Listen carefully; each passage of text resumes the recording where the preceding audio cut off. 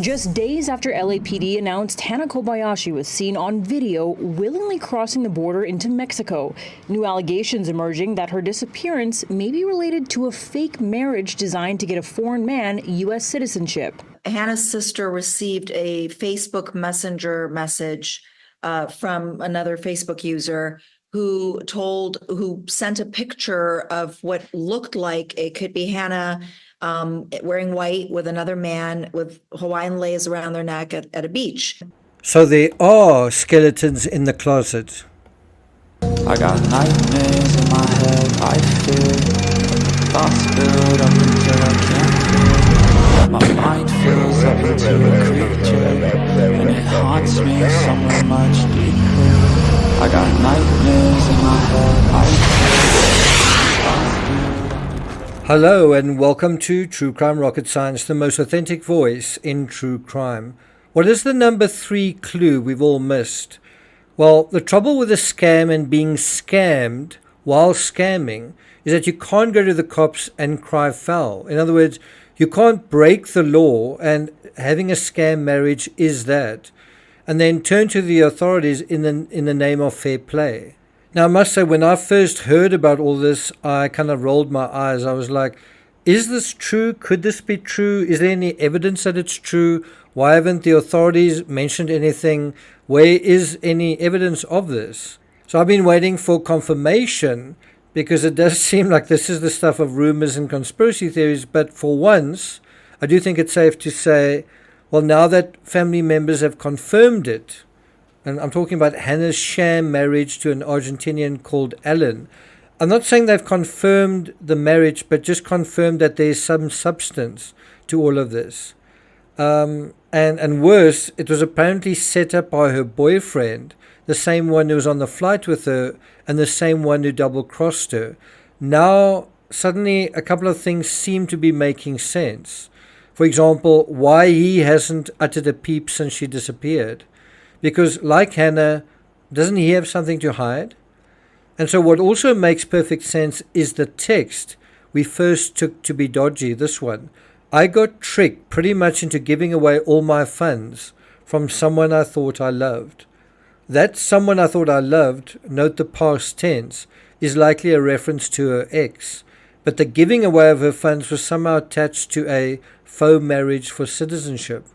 So Hannah's desire to detach from the outside world, it isn't just that. It's not some pure-hearted, idealistic journey in search of her inner child. In fact, it may have more to do with doing something wrong, losing face amidst some dishonest act, and being embarrassed about it. And her father's death on top of the mess just makes for a bad setup, leading to a complete and total catastrophe. Apropos, she entered the Matrix to save your life at the cost of her own. No. Which brings us at last to the number 3 clue we all missed. Before we get to that, if you haven't subscribed to the channel, please do. Welcome to the many of you who have subscribed.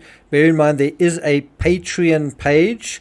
It's patreon.com/TCRS. There's a lot of content on there, up to 22 audiobooks, daily posts on the $3 tier, merch, polls. If you want to be part of the TCRS community, then please do join Patreon. I do recommend the $3 tier for that. If you're finding this analysis worthwhile, please do like, share, leave a comment. You can also hit the thanks button, and let's get started.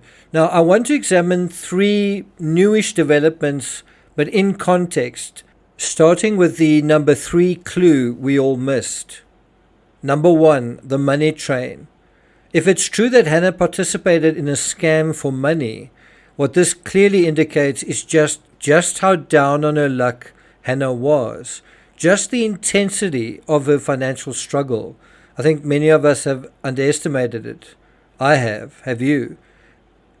Just the direness of the dire straits she found herself in. Despite all the warm and fuzzy sentiments on Instagram, what was really going on with Hannah was that she was desperate, penniless, and didn't appear to have many options to choose from. To be fair, I don't think many of us weren't aware of this side to Hannah, like whatsoever, because the text about losing her funds was a self-admission, that her finances were limited.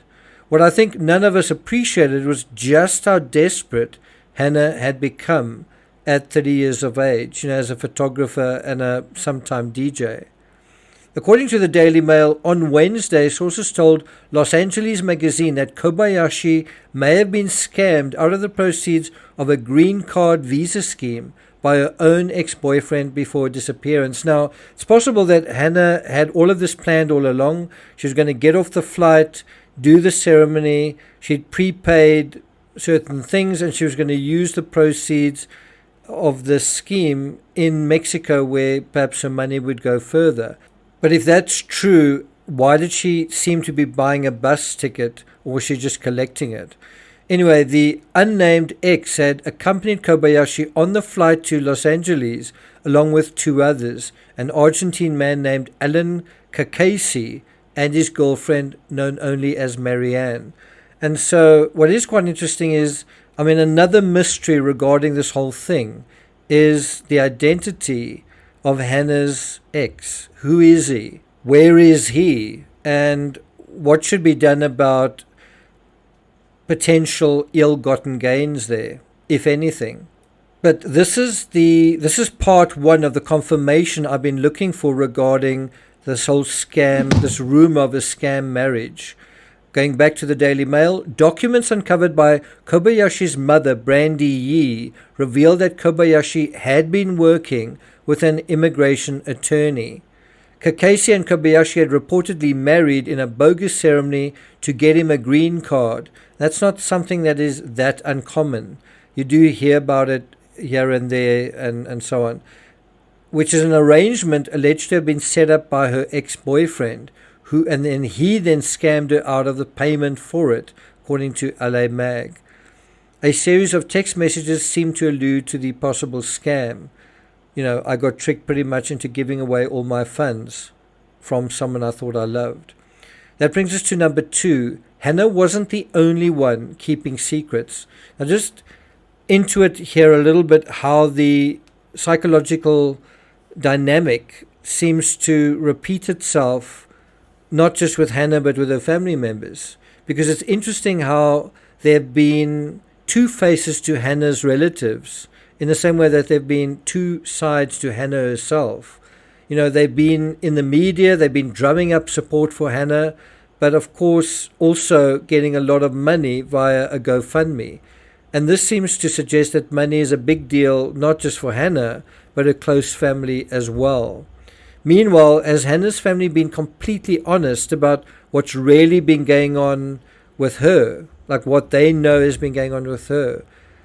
Have they been completely honest about what they know? And so this is what they've said about that. According to the Daily Mail, their attorney, Sarah Azaria, said, "We want to stress that the family has not publicly announced any information regarding an alleged marriage because we did not have the facts or the necessary documents to verify the legitimacy of this information." Except her mother did find documents in Hannah's home. And that brings us to number 3. Are the Kobayashis heading towards Splitsville?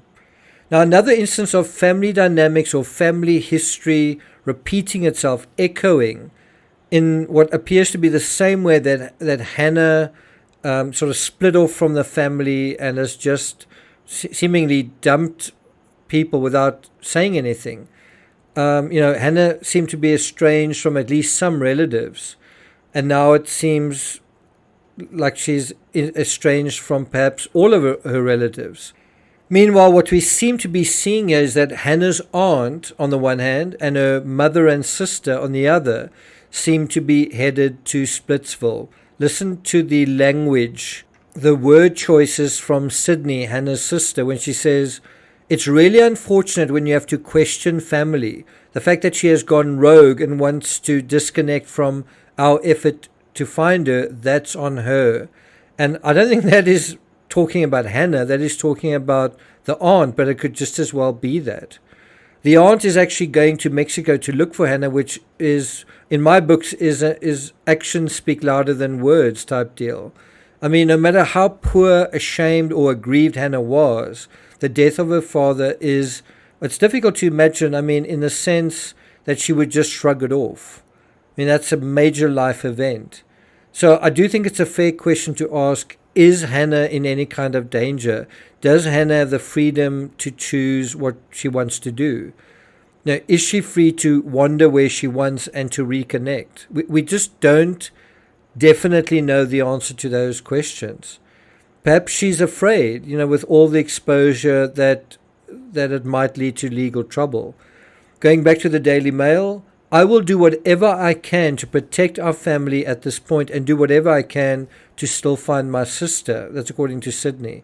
And I no longer want to have any connection with the confusion that I feel like she's caused, that's the aunt, since this case started with my sister. Well, these are interesting words from Hannah's sister. They again seem to be an echo of the way Hannah felt about certain people as well. I don't think severing connections, not talking to someone is really the way to deal with things like this, especially in a crisis. What you want to do is join hands, resolve your differences, and solve the problem. Anyway, going back to the article, the lawyer, Azari, added that it is important to note that Hannah's family comprises Sydney, her mother, and her uncle and that side, but not Pigeon. It is unclear what exactly Pigeon may have said that the other family members disagree with. But the worried aunt is now hitting back, telling the New York Post that her niece is throwing her under the bus because she wants to be in the limelight.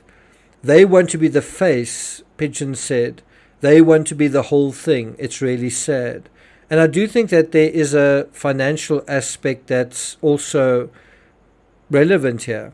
And maybe that financial aspect might lure Hannah back out of wherever she is.